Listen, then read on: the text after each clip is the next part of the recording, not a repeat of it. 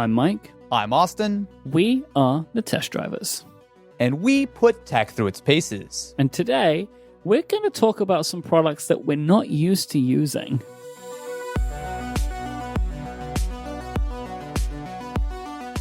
So what might you be using right now, my friend? Well, okay, so I've had a little bit of a secret that I've been keeping for what has been like 6 months now. Okay. Which is a wild thing to think about, the amount of time that's passed. But I am actually an owner of a Windows laptop. Myke, you did it. You finally did it. I did it. So this happened quite some time ago. And basically, before we were starting the show, there were a couple of things that I was wanting to think about, right? Like, I wanted to have an Android phone, and I ended up landing on the Z Flip. Hashtag Z Flip gang represent. There you go. And I also wanted to have a Windows machine that I would use frequently, because I have a gaming PC. I built a gaming PC a few years ago, but that is just very focused on being a gaming PC. Like, that's what it does. I don't have apps on it that are not... Are they called apps on Windows? Or are they called programs? I mean, programs, I guess, is the technical term, but I think apps work. Okay. I just said that. I was like, hang on a second. So I have programmatic pieces of software code that are on my Windows PC, but it's all game related on the actual gaming PC. And where it is at home, it's like I'm not ever going to sit down and use it, right? Like it's kind of set up in a gaming environment. I've got all gaming peripherals and stuff. It's just like that's its thing. You know, it's kind of like that. I think of it in like I think of any of my games consoles. It's like it is a focus device. I will use it for its intention. So I wanted to have a machine that I would be able to use more at home. Now, there has been a slight wrinkle in this plan. Okay. It's called COVID-19. Oh, I think I've heard of that. That seems bad. Yeah. Again, we can say it here on podcasts. You can't say those words on YouTube. It still makes me a little uncomfortable just to hear the words out loud. Like, oh no, it's like, monetization. Oh no, someone's going to take the ads away. That's not how it works. But because I have a studio, an out-of-home studio, right, that I signed the lease on in February, thinking that why would it be a problem? And we didn't go there for a while. We started visiting it a little more, but like the plan was by this time I would be doing all of my work from this out of home studio. All of my recording gear would be there. All of my like my Mac would be there, all that kind of stuff, right? Like basically everything there. Of course. And I would maybe have just an iPad at home that I would use for kind of like computing stuff. And the plan was that my Windows laptop would be the only kind of full computer at my home. Okay. So if I needed to do something that was a little bit heavier or like, my iPad wasn't cutting it for some reason, which happens from time to time, like Absolutely. That's what the laptop would be for, So can I ask, you keep saying the laptop. Now, I remember when you were visiting here in the studio, it seemed like you were leaning toward one specific device. Can I ask, do you have a Razer device by chance? Yes, I have a Razer Blade. That was what I went with. Okay. Yeah. Is it the Stealth or did you get the 15? Is the Stealth the name of the 13? It is, yes. Yeah. Okay, gotcha. That makes sense. So are you actually traveling? Like, what are you actually doing with it now? Obviously, you're not going back and forth to the studio all the time, but how are you actually finding the 13-inch Stealth in your life right now? So this is the problem, is that I'm not using it as much as I thought I would have been. Right. Like, that's kind of the situation that I've been in, where I'm now just picking it up every now and then or using it for gaming, and I'll talk about that a little bit more in a bit. But this machine has yet to really have met its full potential for me.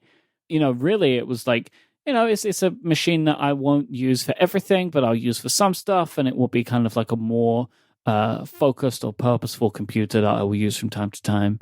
And also by having it be the machine here at home was also as a way to kind of force myself to use it more, because it is like a whole different experience for me, like using Windows.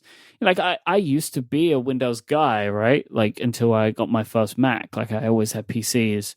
and then I just kind of never went back, which was... Hey, Windows XP was great, man. Honestly, that was the last version of Windows that was I it really? used, with any frequency.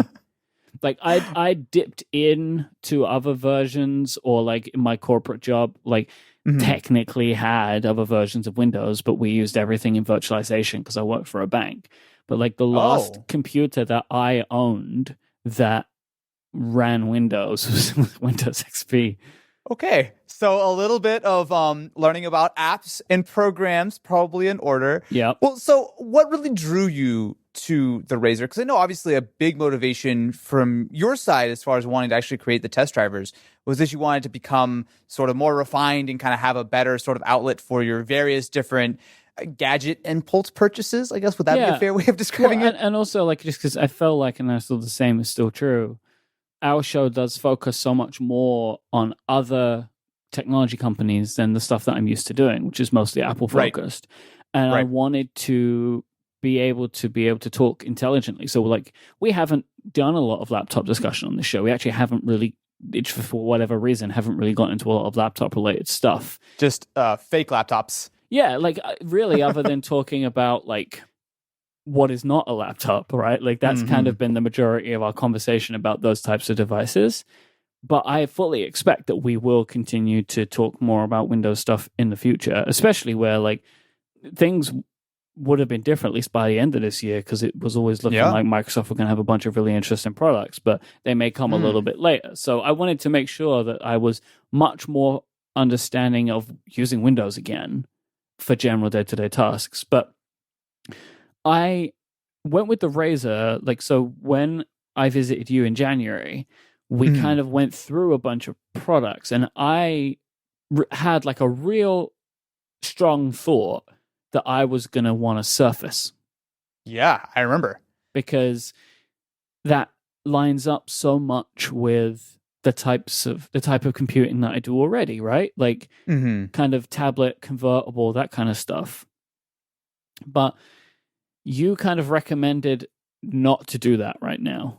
So there were a few laptops that sort of I thought would make a lot of sense for you. The one I actually legitimately thought that you were going to switch to was the Dell XPS 13 2-in-1, which is still actually my primary laptop when I do use a laptop, although as we've sort of discussed on the show, I do primarily use the iPad Pro.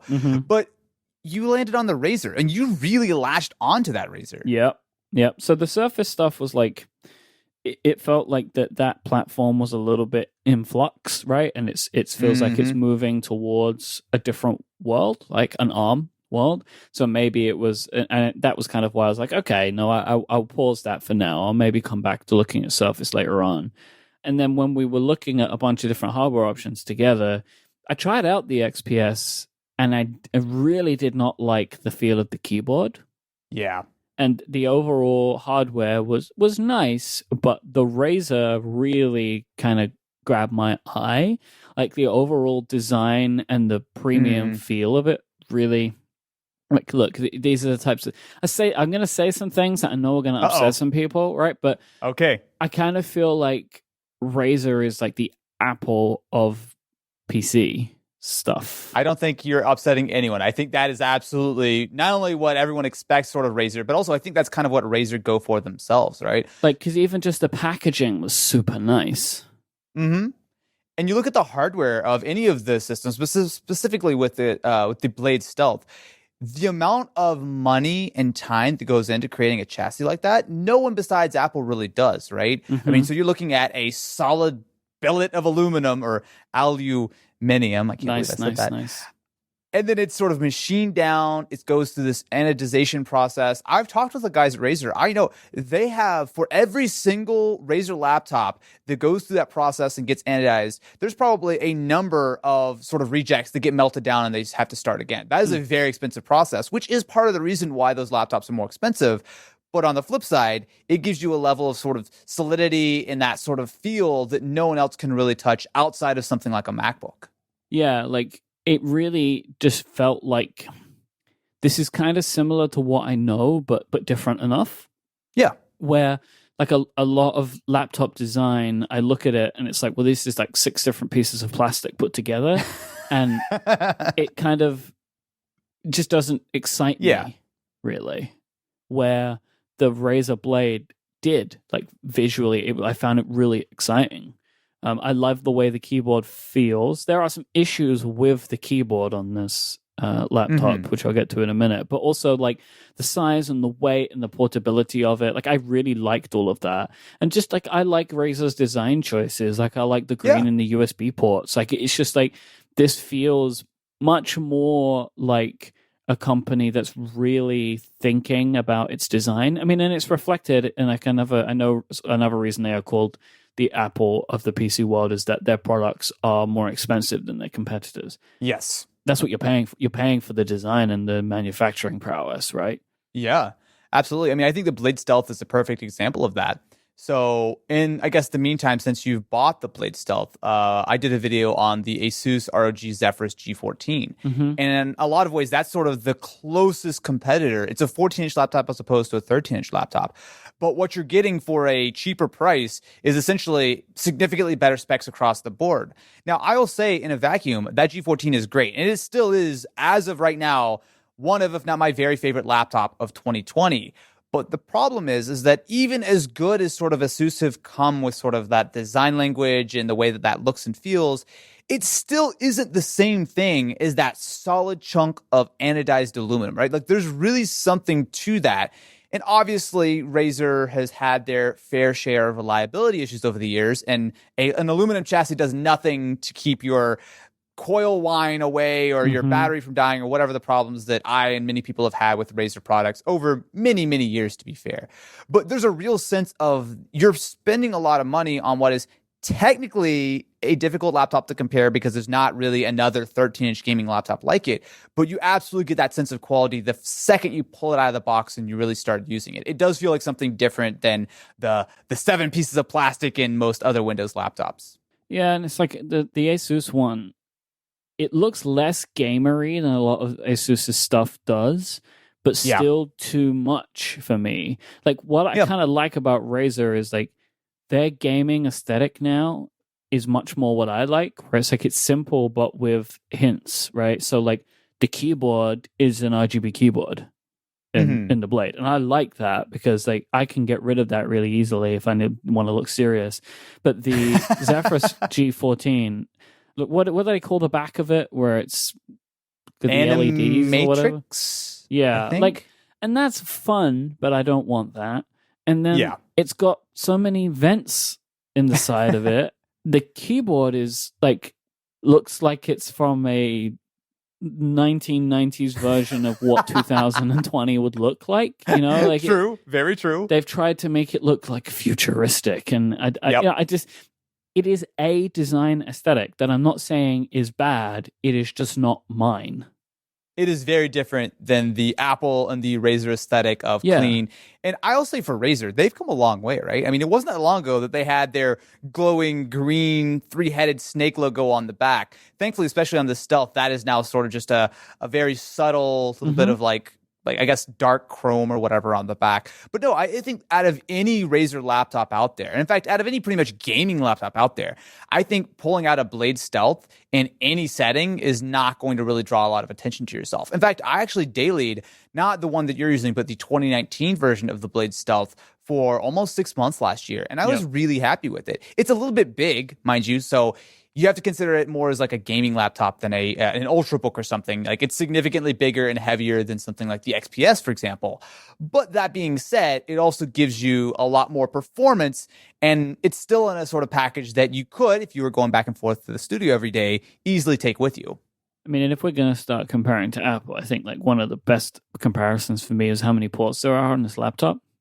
Right, so you get like 2 full USB and 2 Thunderbolt 3 ports on it. Yeah. It's like, yeah, that's what I want, you know? And also the Windows Hello is like really great. Actually, one quick note, it's actually not 2 Thunderbolt 3. It's one is C and one is Thunderbolt. Oh, okay. Oh, yeah, you're right. Thank you. Yeah.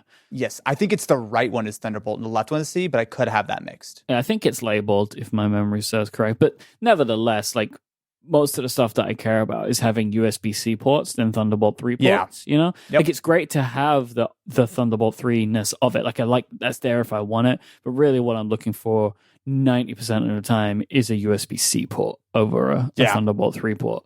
But like it's great to have all those options, and then to have that Windows Hello camera, so it's doing the facial recognition. Like, it's kind of funny to me that this is becoming so commonplace on Windows laptops, but Apple haven't found a way to put Face ID in their laptops yet. Oh man! So this is a video that actually probably won't be live by the time the podcast goes live. But I recently have spent some time with a Windows laptop, which actually takes it one step farther. So it combines Windows Hello with a proximity sensor. So essentially, you can walk up to the laptop, it will detect that you're coming, turn itself on, scan your face, unlock, get you sort of straight into the experience. You don't even need to like disconnect it or whatever. You just walk away from it. It detects that you're gone and it locks itself. It is so next level. That's really cool.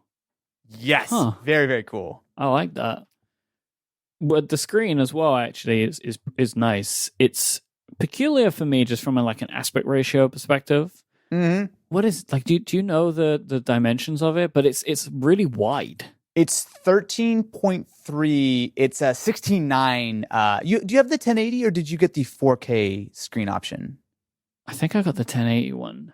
It's the 4K is the touchscreen and the 1080 is the non. Yeah, I got the 1080 one. I didn't feel like I needed the touchscreen option.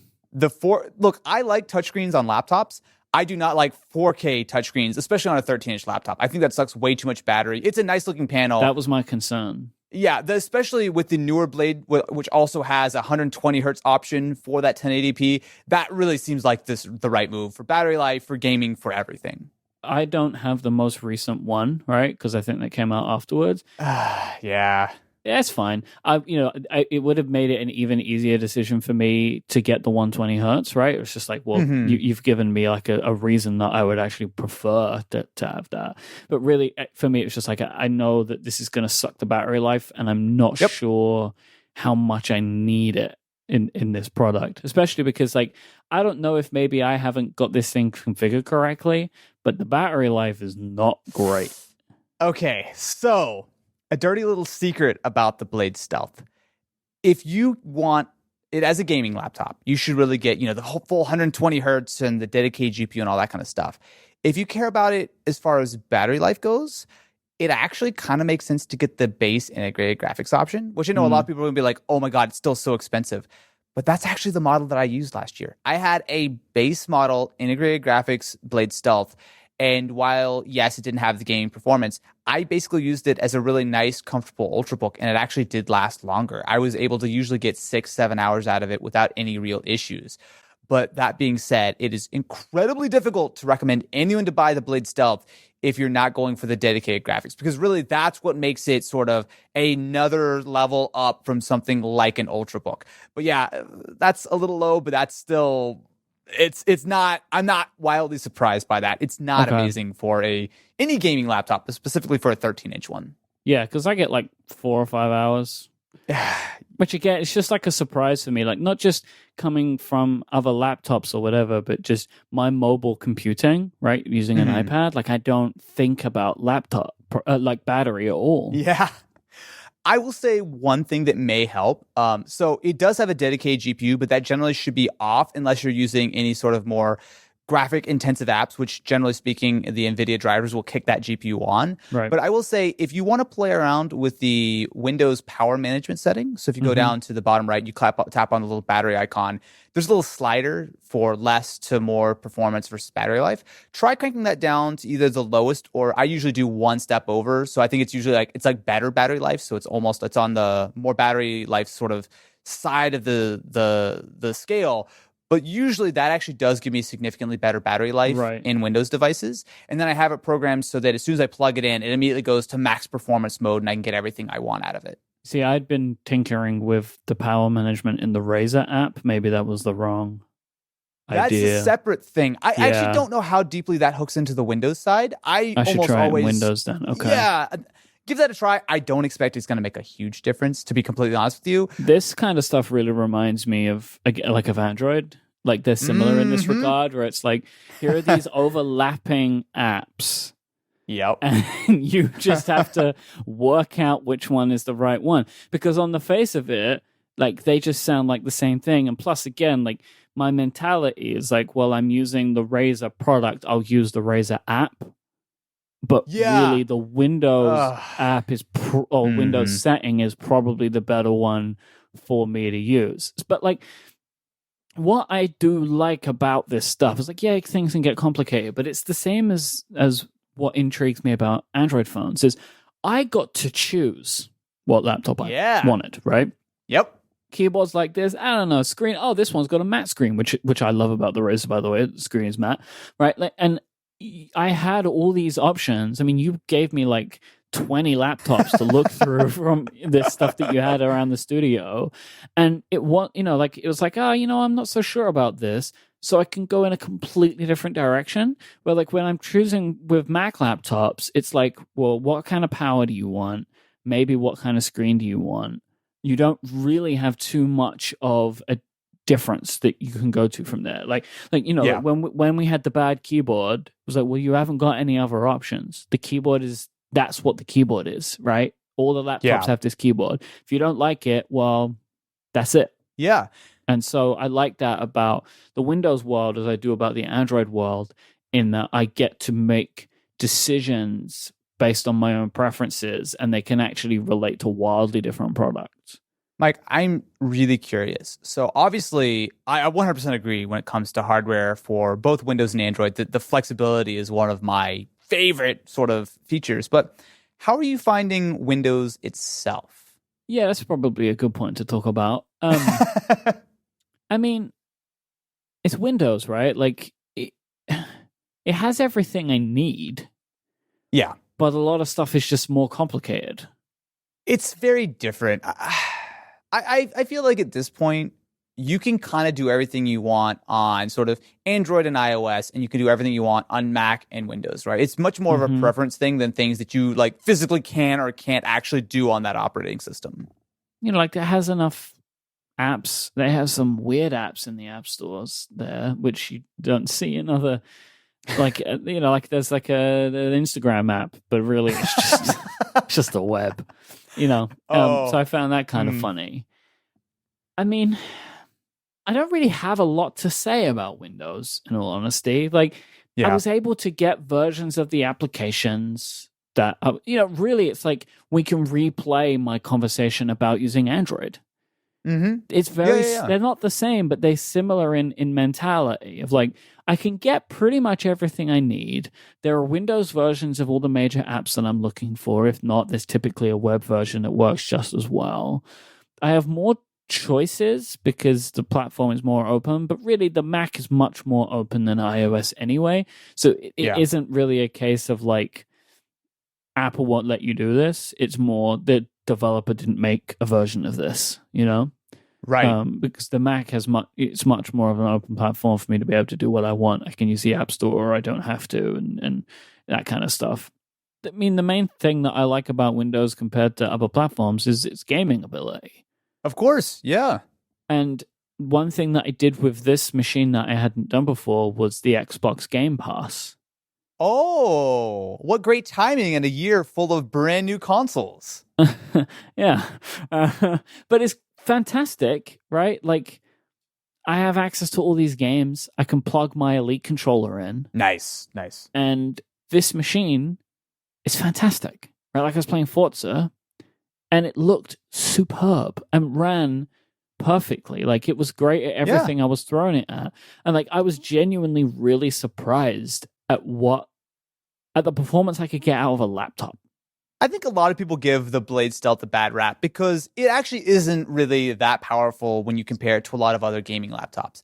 I think the thing that a lot of people miss, though, is that it's not something that's 15 inches and, 2 inches thick or has all this sort of crazy cooling. I mean, this is still a very thin and light laptop. And there really aren't that many 13-inch laptops that are really focused on gaming out there. And when you sort of keep that in mind, you can still play a lot of games, especially if you have the 1080p 60 hertz display. 1080p 60 hertz for most games is totally easy to hit. And oftentimes it's actually going to look as good, if not better, than a lot of consoles, but with all the portability that you expect with a smaller laptop. Again, I keep coming back to it's the overall package, right? Like, I'm able to get really great gaming performance for what I'm looking for in an attractive small laptop. and it doesn't have holes along the sides for fans, like, and I think that's fantastic. That's what I wanted out of this package. Like, I would say that this product has completely lived up to what I was looking for.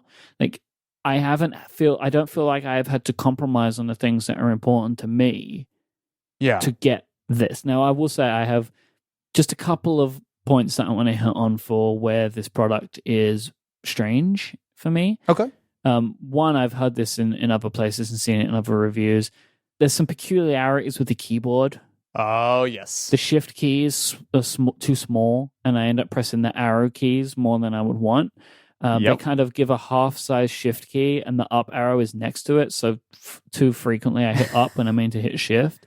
This is not a deal breaker for me, but if I was doing a lot of writing on this machine, it would drive me mad. So I will say the latest edition, so the one that came out a few months after you purchased yours, does actually have a fixed shift key. So actually the right shift is full size. Yes, that was something a lot of people complained about. Yeah, so in the 2020, they actually kind of use a layout very similar to what Apple was doing before, where they were doing full-size shift key and half-size up-down arrow keys, which, I would prefer that to what I have. The other thing that I found super weird is the function and control key. They're in the wrong order for me. Yeah. And on top of that, this is something that I've actually had some issues with Razer devices across the board, even including like their keyboards. Sometimes I feel like the Synapse software doesn't actually let me properly remap. So most of the time you should be able to switch it. So if you want to just use your function keys, so it'll just automatically be F1, 2, or 3 or whatever, and then you press the actual function button to switch them over to like screen brightness or whatever. A lot of times on Razer devices, I have a problem with that because usually I'm not using the function keys. I just want to like jump up my volume or like mute something or whatever. A lot of times it actually doesn't save my preferences, and I have to like every time I reboot, and this has been an issue literally for like a year plus for me, where I can't always switch the things I want. I'm trying to like hit volume up, and instead I'm tapping F7 all the time. Like that stuff drives me crazy. Yeah, I was able to remap the control and function because it's just like the control was too far away from like the C for copying, right? And it's just like, these are in the wrong place. I don't know why the function key needs to be like in one. Like, so it goes control, function, Windows, Alt, and that seems wrong to me. It feels like it should be function, control, Windows, Alt, so I flipped them. Something I just found peculiar was the number keys and like the special characters, like the exclamation mark, the at symbol. They're opposite to every other keyboard I've ever seen, where it has the number above and then the characters below. And like this is not like it's not an issue, but it was just like, why would you make that decision? I don't understand. I've never even noticed that. I've never seen it this way on a keyboard. I can't think of any reason you would do it. So, like, I just don't understand why they did it. I like how I feel that's the most fired up you've been this whole episode about, like, I can't believe they swapped my labeling. I really don't like decisions that seem pointless, right? Because it's like you did it just to be different. And I don't understand why you do it. The other thing is that the trackpad is really nice. It's big. It has gestures, which is awesome. But the click only works on the bottom, which is very normal for laptops, I know. But once you have gotten used to Apple's like Magic trackpad, which can click anywhere, even the one on the Magic Keyboard, which is a physical click, but you can click anywhere. Once you get used to that, trackpads feel broken. I mean, look, I will say that Windows trackpads have gotten miles better than they were even 3 or 4 years ago. But even the best of them, and I would put the Razer in sort of the very best Windows keyboards I've ever used, still are significantly behind something like a MacBook, right? I mean, Apple is just on top of the trackpad game, and they have been for like 15 years now. Yeah, so it was a much better trackpad than I was expecting it to be, but the clickable region only being at the bottom of the trackpad was like it was just frustrating to me because I just kept like mushing my finger into it and nothing was happening. Yeah. But yeah, we will come back to this at some point. Like I will have more to say on this laptop in the future, but it was kind of getting to the point where this has been in our show document for so long to talk about this computer. We had to talk about it before the 2021 version of this laptop is unveiled, right? Like, I'm rocking my 2019 Razer Blade Stealth and just never talking about it. But overall, like, I'm really happy with this purchasing decision. I expect if and when I move on, it will probably be to some kind of next generation Surface device, purely because like the Surface is just intriguing to me. In the ways that iPads are intriguing to me. Is convertible, you can do different things with it, but it feels like Microsoft are like dipping their toe into the water with they call it the X. Yes, the Surface. Actually, is it Surface Pro X, or actually do they just call it Surface X? I think it's Surface Pro X. But it's the one that is running the ARM version of Windows and all that, and it's it is their next generation product clearly, and the current Pro, whilst it's good at doing what it does, it's not what the ARM one is. And I think Microsoft definitely have plans for that. And I want to see how far or if they actually execute on those before considering a Surface product. Stay tuned. 6 months from now, Myke gives the 1-year review of his secret Surface that he's been hiding all this time. Yeah, I guess so. This episode of The Test Drivers is brought to you by Mint Mobile, the folks who can cut your wireless bill to $15 a month with their futuristic approach to wireless. If you're still using one of the big wireless providers this year, have you asked yourself why? Like, are you getting what you're paying for? Between expensive retail stores, inflated prices, hidden fees, there is ample opportunity to take advantage of paying customers like you. This is something that they're doing, right? They have all these inflated costs, and those costs are passed along to you, the consumer. This is where Mint Mobile comes in. Mint Mobile provides the same premium network coverage that you're used to, but at a fraction of the cost because everything is online, which, to be honest, isn't that where you want it? Right? Like, if you have a problem, do you want to go to a store? No, you want to deal with it online. Mint Mobile saves on retail locations and overhead, then passes those savings directly to you, making it easy to cut your wireless bill down to just $15 a month. Every plan comes with unlimited nationwide talk and text, and you can stop paying for the unlimited data that you never use. You just choose between their plans of 3, 8, or 12 gigabytes of 4G LTE data, which honestly is more than enough for even people that are using their data all the time. Now, Austin, I believe that you're using Mint Mobile right now, right? Why, yes, I am. So one of the things that really struck me about setting up my Mint Mobile SIM card and plan for the first time was just how quick and easy the activation process was. I'm not even kidding. It was probably 3 minutes between I opened up the SIM card, put it in my phone, went online, activated it, had a phone number, and I was up and running in no time. And the nice thing is it actually takes advantage of the carriers that you expect, right? So you have that full coverage. I saw no difference in speed or anything like that. It really is a no-brainer. You can use your own phone with any Mint Mobile plan and keep your same phone number along with all your existing contacts. Super easy. You can just ditch your old wireless bill and start saving money with Mint Mobile. To get your new wireless plan for just $15 a month and to get the plan shipped to your door for free, go to mintmobile.com/testdrivers. That's mintmobile.com/testdrivers. Go there right now. Cut your wireless bill to $15 a month at mintmobile.com/testdrivers. Our thanks to Mint Mobile for their support of this show and Relay FM. So with all of the talk about iOS and iPadOS 14 last episode, I figured that it was time for me to take the plunge and switch over to iOS 14. Except, well, come on. It's the test drivers. I'm not going to switch over on my main phone. Instead, thanks to RoboDude on Twitter, I had the idea to pull up my old iPhone 6S, the oldest device that is supported, and drop that fresh public beta of iOS 14 on it. It's, look, it works. We need to caveat this, though, right? Because, like, look. Nah, I think it's okay. Okay. All right. Cool. I was going to say, right, like, obviously, the oldest device that can run a version of an operating system typically will be the one that will probably support it the worst. Not necessarily bad. I mean, I know Apple has spoken in the past. I think this was of iOS 12, where they were saying that, like, they were doing a lot of their, or this came out as a report, I don't remember which way around it was, that it came out that they were doing a lot of their own internal testing on old devices. because I think 11 had gotten a lot of criticism for running really poorly on older devices. And I know iOS 13 kind of ran badly on everything. So I'm intrigued to know how. I was about to say something I never usually say, but I'm going to say it anyway. Performant. I don't like that I said that. I really don't like that word, but I said Embrace it now. It's too late. How performant iOS 14, the public beta, which is developer beta 2, which just came out, how that really fares on an iPhone 6S. So there are obviously some caveats, right? I mean, I think when you look at the hardware of what is almost a 5-year-old phone, some things really jump out to me, right? I mean, when I'm playing games and stuff, specifically a lot of the newer 3D games straight up won't work or are running in like potato mode. And the camera is still a very much 5-year-old camera. But if you can put those aside, it's actually totally fine. Now, I don't really have a lot of sort of good reference. I haven't used the 6S as a daily in quite a while, so my memory is not so great. And I didn't really spend a lot of time on iOS 13 with it, for example.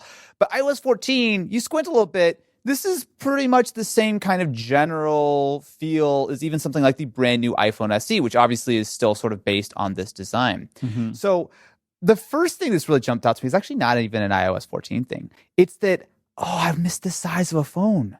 It's such a good size of a phone. I know you were, actually, I guess we were both on the Plus when the 6 and the 6S were out, right? But it's so nice to have such a small phone. I know I'm just kind of being spoiled by like the Z Flip and everything these days, but like using the 6S, it just feels right. The keyboard's still really comfortable. Obviously, the bezels are large. But when it comes to actually using the phone, it's totally fine. It's maybe it's not a half second, but it's like a half little beat slower than something like the iPhone 11 Pro. But considering the 5-year gap in the release dates of these phones, or 4 years or whatever it actually is, like it's actually really not bad. I'm legitimately impressed by how much I've enjoyed using the 6S for the first time since like 2014 or 2015. Yeah, I'm going to go with that. Yeah, I think you're going to be pretty excited about the iPhone 12.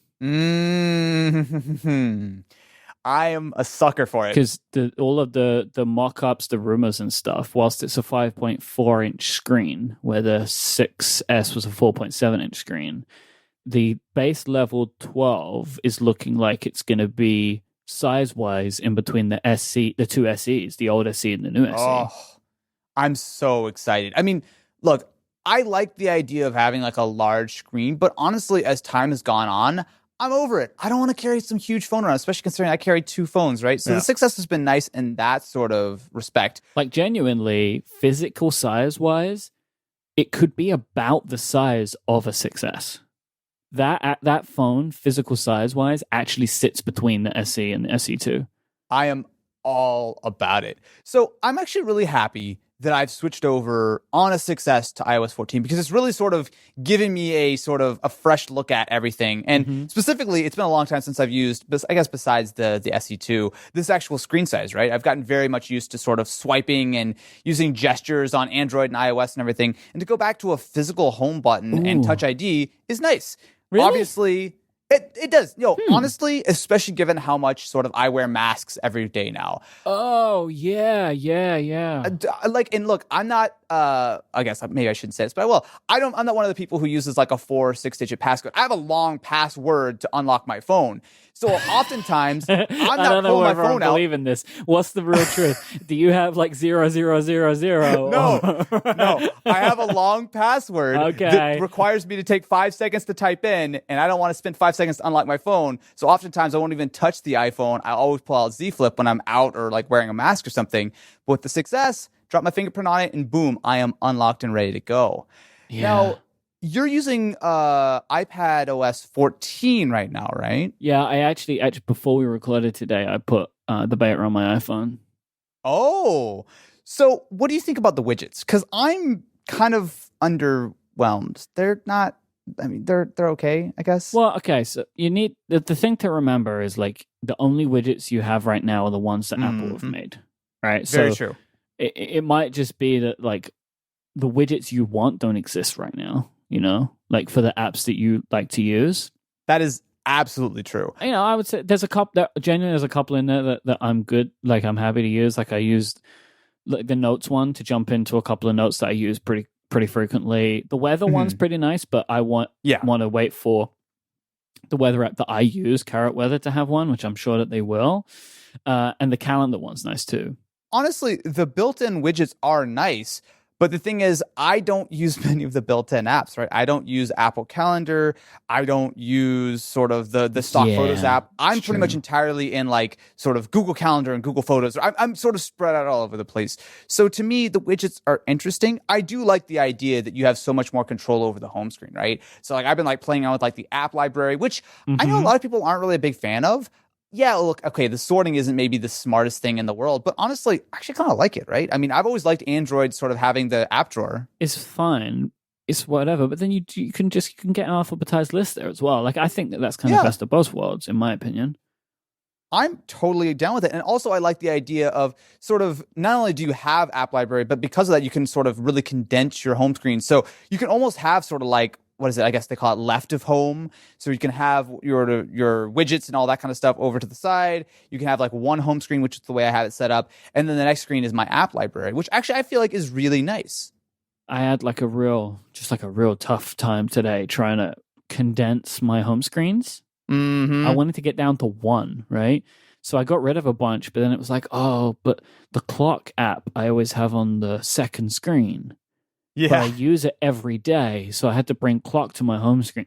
I had like a real like I'm changing my home screen layout significantly for the first time in like maybe 5 years or something, right? Because it's been pretty standard, and I've like rotated some apps in and out, but I've changed it up big time because I basically have 4 rows of apps and one of those big widgets, and it's just like in a stack, so I'm just swiping through them right now.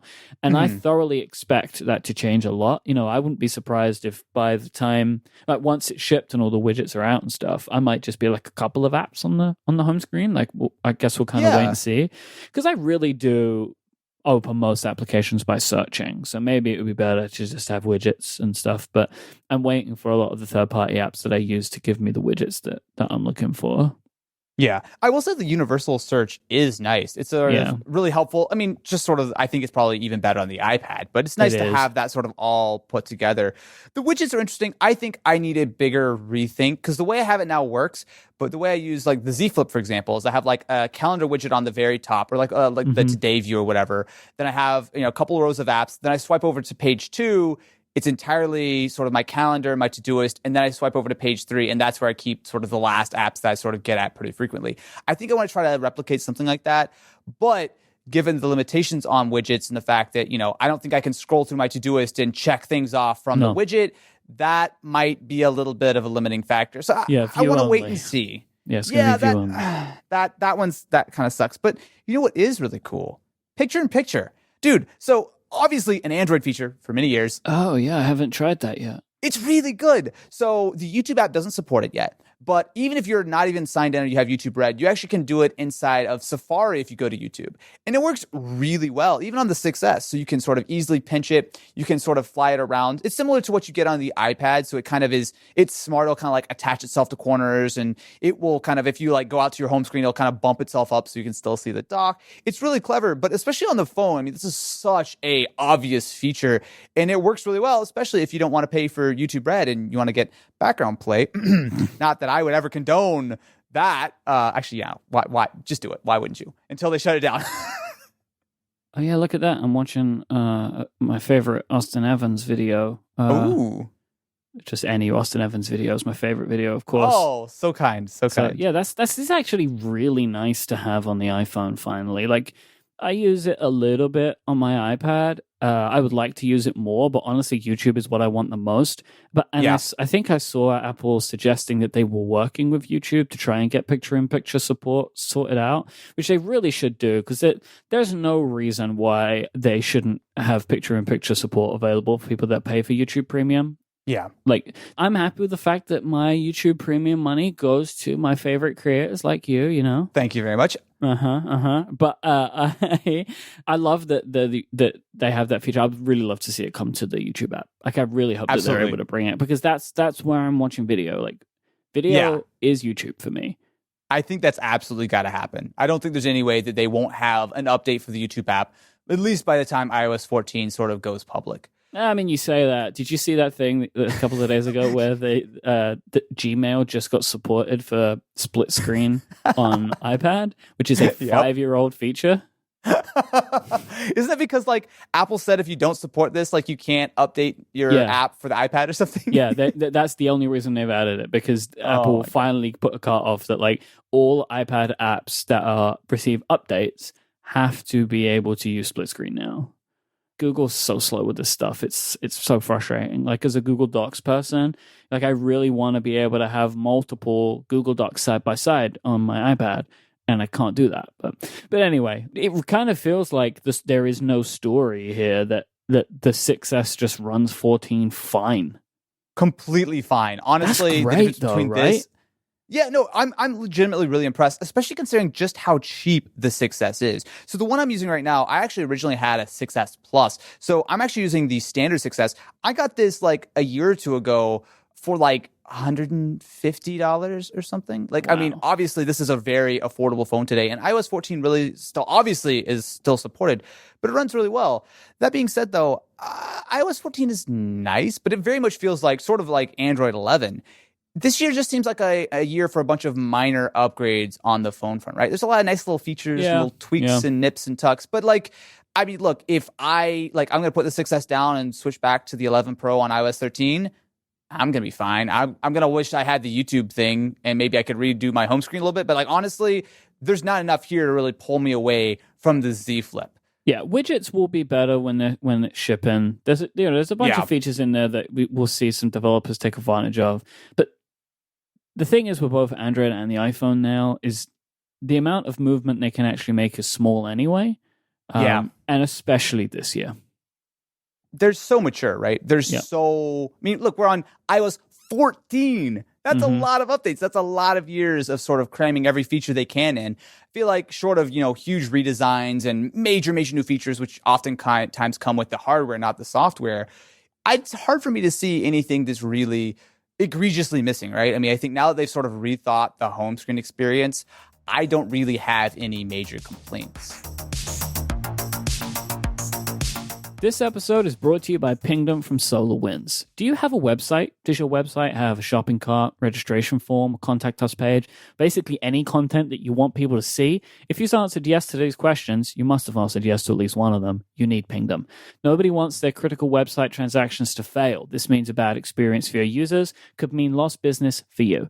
The good news is you can set up transaction monitoring with Pingdom. Transaction monitoring will alert you when cart checkout, forms, and login pages fail before they affect your customers and your business, because Pingdom is making sure that this stuff is being monitored before this stuff is failing. They're going to let you know the moment that anything is going wrong in whatever way is best for you, and you can customize how you're alerted and who is alerted depending on the outage severity. So maybe something goes wrong on this part of your website, it contacts this person on your team, or maybe the entire site goes down and everybody can be alerted. Pingdom cares about your users having the smoothest site experience possible, and if disaster strikes, they want you to be the first to know. It's so easy to get started. You just go to pingdom.com/relayfm right now, and you can get a 14-day free trial with no credit card required. Then when you sign up, use the code TESTDRIVERS at checkout, and you'll get a huge 30% off your first invoice. That's pingdom.com/relayfm and the code TESTDRIVERS for a 14-day free trial and 30% off your first invoice. Our thanks to Pingdom from SolarWinds for their support of this show and Relay FM. So it's new phone time again. Hype train is rolling on in. Samsung coming back. More phones, more Samsung phones. I feel like we just got a bunch of Samsung phones, but this is the way they do it, right? Like I know this is Samsung's thing. 2 big phone launches a year. August 5th, they're doing an online Unpacked event. The invitations show a bronze S Pen and like a bronze splash, which kind of looks like a crown. Clearly, that is a new color for at least, I guess, the Note. This is typically the Note event, isn't it, this one? Yeah, so it's going to be really weird. So actually, the very last sort of event I did before COVID was the previous Samsung Unpacked. So this is going to be the first time, I think, ever that they're doing a purely online one. So after, obviously what Apple was able to pull off with WWDC, they've set the bar very, very high from an event standpoint. But I'm actually pretty excited for this Unpacked. Not only just because there's rumors of a new Z Flip, which we can talk about in a minute, but the real story here seems to be the Samsung Galaxy Note 20 Ultra. Are you ready to go Ultra, Myke? Are you ready to shell out whatever absorbent price is the Samsung's going to charge? It's going to be $1 billion, right? Like, that's how much this phone is going to start at. Like, seriously, probably 15. You reckon 1,500? Well, the S20 Ultra is what, $1,400, right? It can't be cheaper than that. Jeez, it is. Yes, I forgot how much that phone was. Yeah. Oh my god. Yeah. Okay. Yeah. I mean, it's got to start at, if they're going to do the Ultra thing, because all right. So we should say, like, there's been some leaks, right? Yes. And they seem to show off a very large camera unit. So there are rumored to be actually multiple Note models, which makes sense. Right now, there's multiple Note 10s, but sort of in keeping with the S20 line, the Ultra will be sort of the top end. And actually, YouTuber Jimmy Is Promo actually got his hands on a prototype and actually posted a video on it. So looking at his video, there are a few things that really jump out about the S20 Ultra. First of all, it's even bigger than the S10 Plus, which means that it actually could technically have a 7-inch screen. Is it going to be bigger than the S20 Ultra?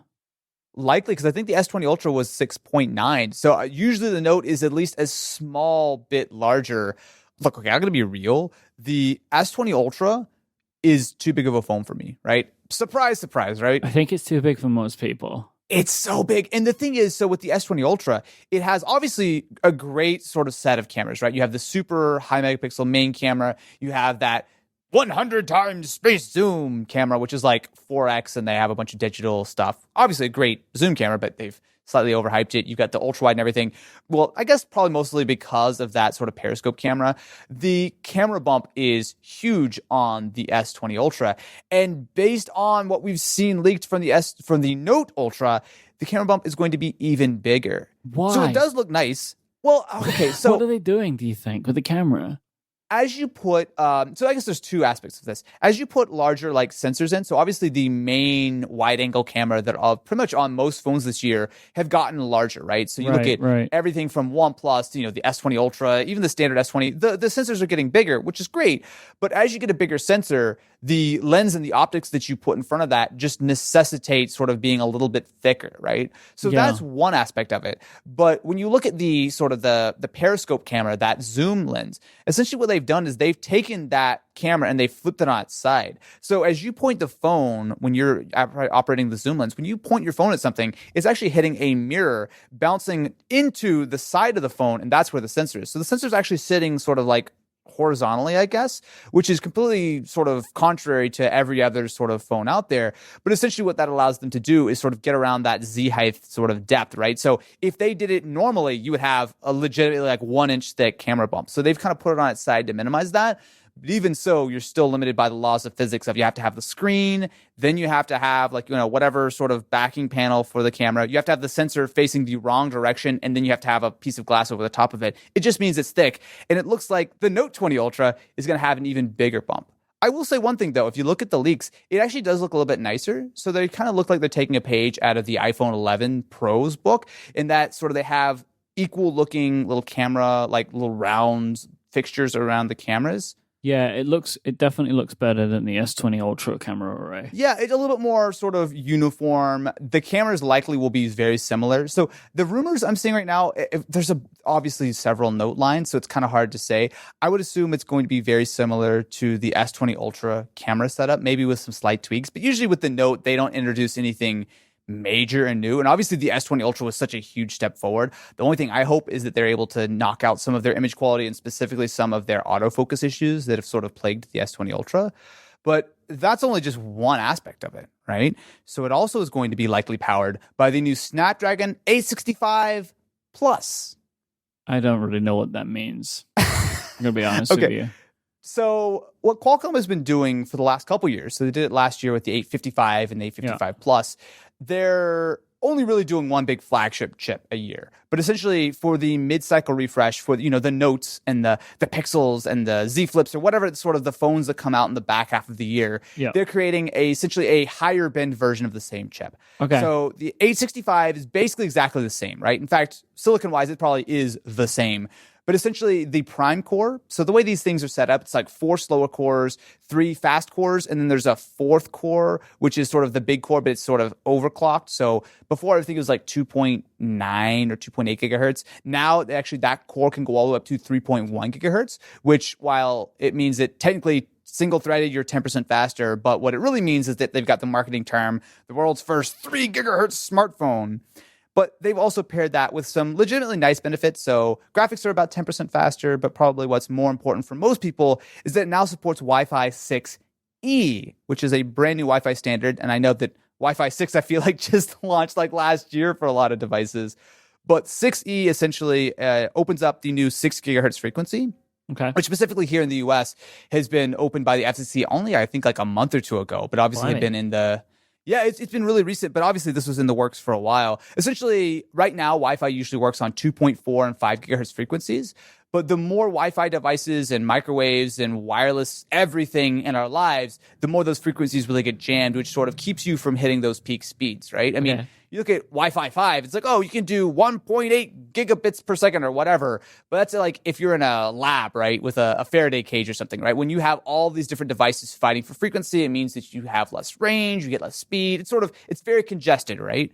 So with Wi-Fi 6E, essentially you're getting a brand new frequency, and actually a very wide band frequency. So there's a lot of sort of spectrum in there to be used.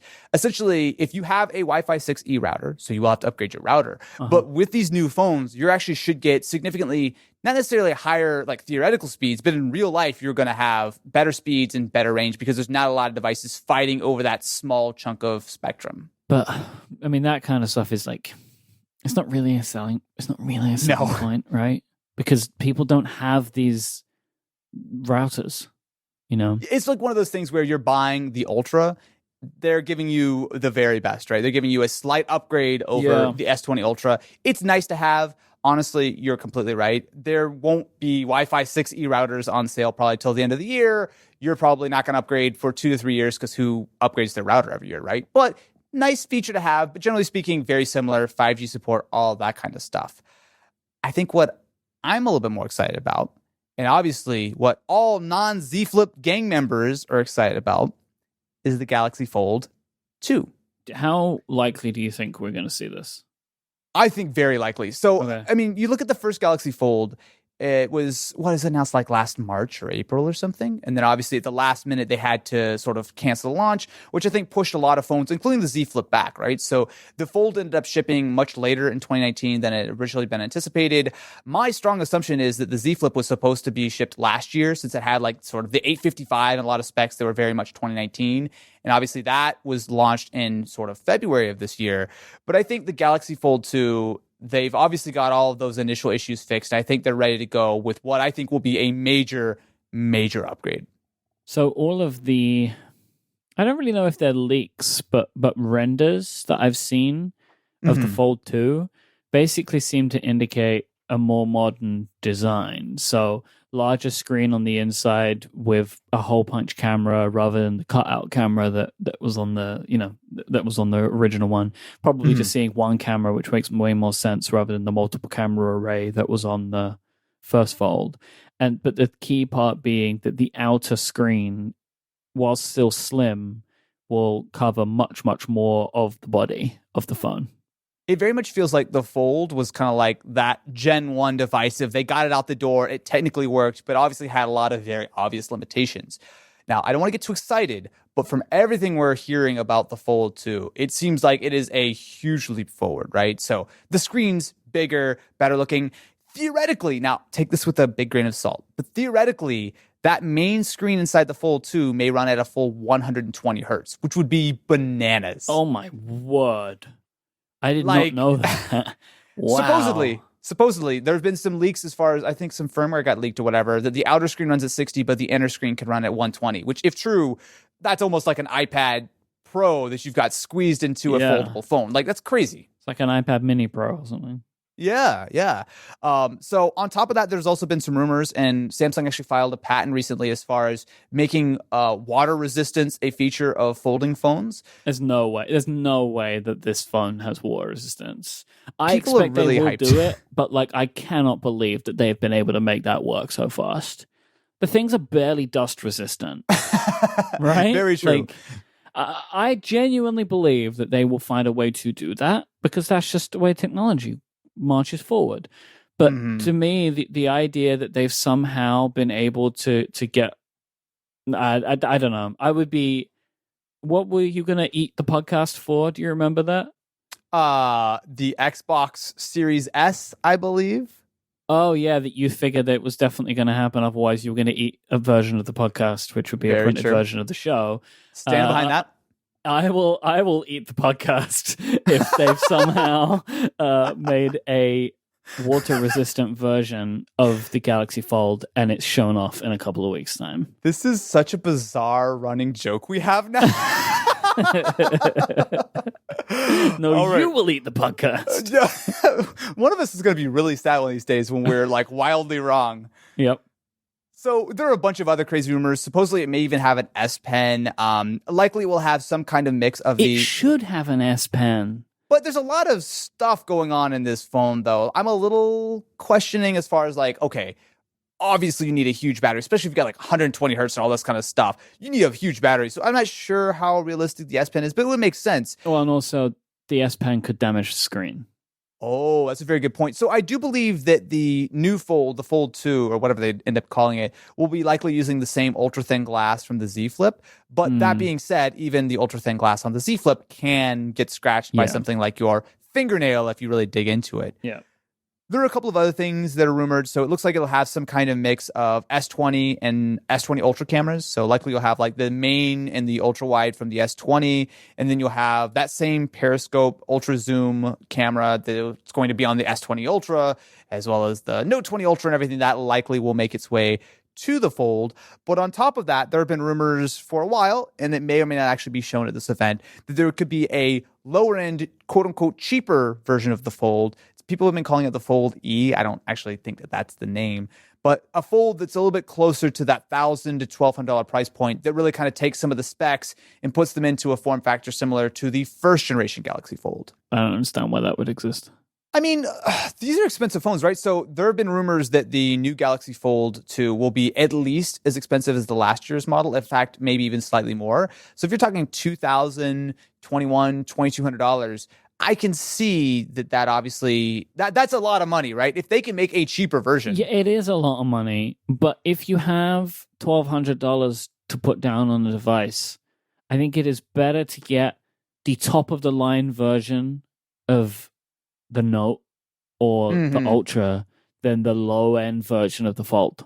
I'm going to reserve my judgment until I actually see what sacrifices they have to make. The only thing I've really heard that sort of has been repeated multiple times is that it would likely not have the ultra thin glass. So it would have the same side of plastic style screen of the original Fold, which isn't a real deal breaker for me, but I'll keep my eyes open for that. Yeah. Okay. What I'll say is I will also try and reserve some judgment depending on what exact specs go into it. But if it is like the original Fold with some updated internals, I don't think that is. I don't understand that product for people that will buy it. You would either be wild and spend whatever money it costs for the Fold 2, or get an incredibly spec'd phone in one of the other models. Yeah, I'll see. I agree. I feel like it's very likely they have a lot of like Fold 1 screen sitting around, and they have kind of like maybe it's an easy upgrade, or who knows, maybe this has been their plan all along to try to make a more affordable folding phone that kind of gets more into the mainstream. They definitely want more people to have one, right? And it would do that. But honestly, like, you should buy a Z Flip then, really, because I still expect that the Z Flip will be the better phone than the Fold 2 will be. I mean, the Fold 2 looks like obscene, and honestly, at this point, the rumor mill has kind of whipped into such furious overdrive that I think that at least 2 or 3 of these things are probably not happening, like the water resistance or the 120 hertz display. Like, people have obviously kind of gone wild with their imaginations now.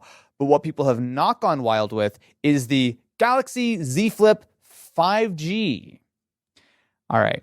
So obviously, we wouldn't be proud members of the Z Flip gang if we weren't ready and willing to talk about what I personally am most excited for this year as far as new hardware goes, which is the new Z Flip, which is dumb because this is actually not a huge update from all sort of whatever they're indications. Do, it's not going to be a lot. But... It's 5G. It's 5G. That's it.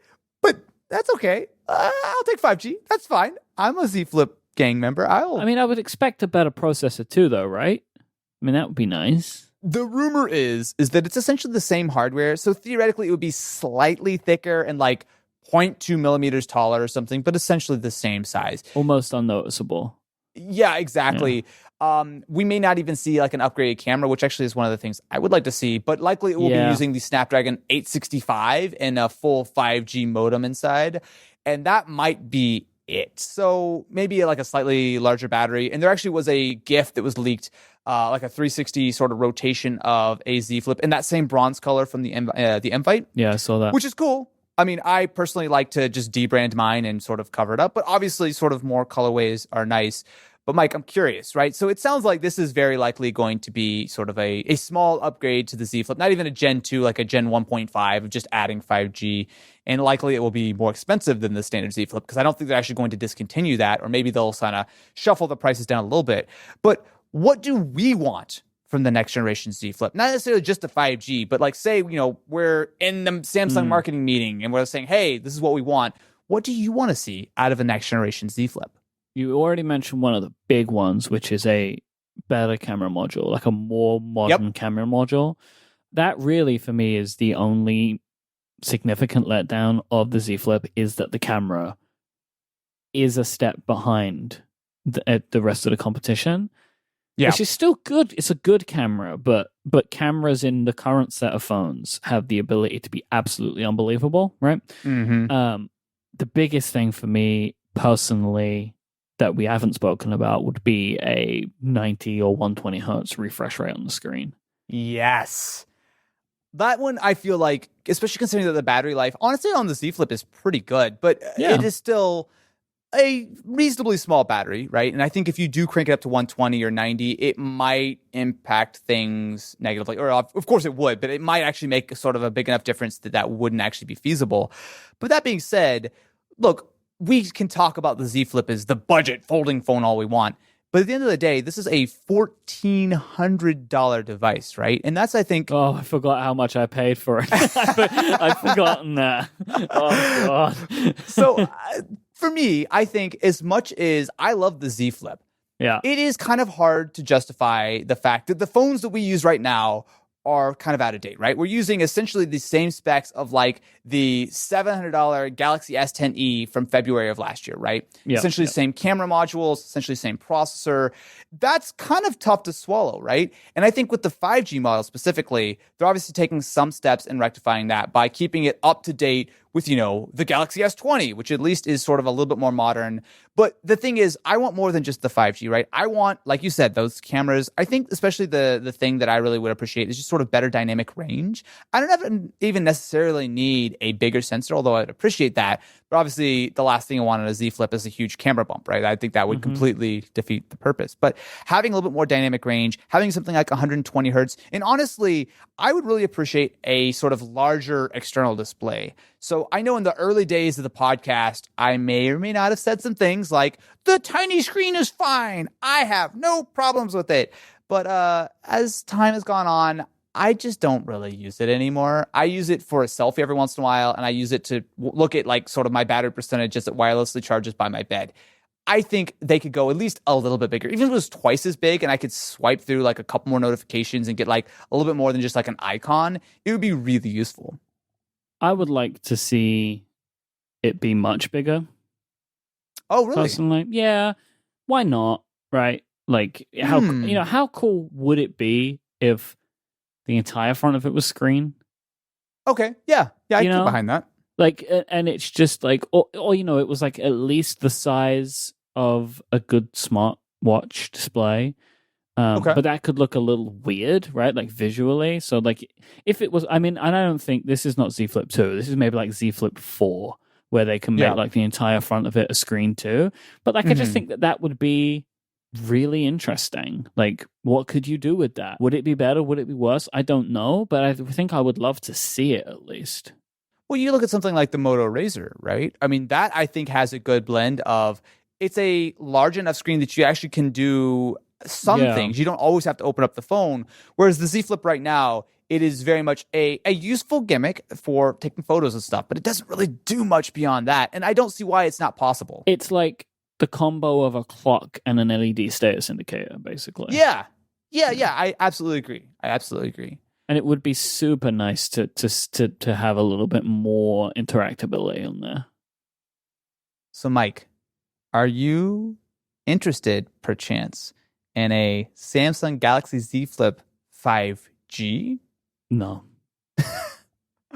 No, for the benefit, for the things that it will have, like a better processor and 5G support, we're assuming that's might be as much as it goes. That's not enough for me. Like, I've never felt like this phone was slow. Yeah, especially when you turn it up to high performance mode. I really feel like it doesn't feel behind the times at all. And I don't have a 5G plan currently, so it would be kind of pointless. Like, I am waiting until I upgrade the SIM that's in my iPhone. Mm-hmm. I will upgrade that to a 5G plan at some point, probably this year. Gotcha. I think I'm so deep that I've got to check it out. I don't think I can keep away from the idea of a better Z Flip. This is a given. I mean, I'm not even thinking that there is a question here that they could make the most minute of changes, and you are. Hello, the Z Flip is your brand. It is your personal brand now. I love the Z Flip, man. Look, it's such a good phone. I just love using it. Look, there is no argument here, but my point is, like, no matter what they change, you're in it. You got to go for it. I'm going to be so sad if they literally give me like a tiny spec bump and charge me another $1,400. What if it's just a new color? I'm not getting a new color. No. Okay, look, I can draw I have that's standards, where we'll draw the line. Myke. Okay. I have standards. Don't listen to what everyone else says. Okay. I do have some standards. They're just not really well defined, and sometimes I don't listen to them.